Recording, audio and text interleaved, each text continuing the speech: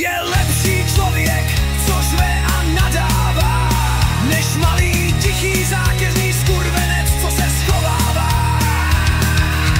Hlasitý rebel, co pravdu zná, ticho je zbraň, co pěstí dostává.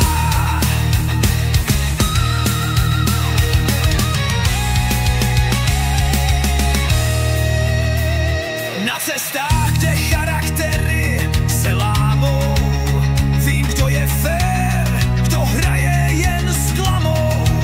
Stojíme za pravdou, za dobrou partou. Jsme motorkáři, co drží svou kartu. Vždy je lepší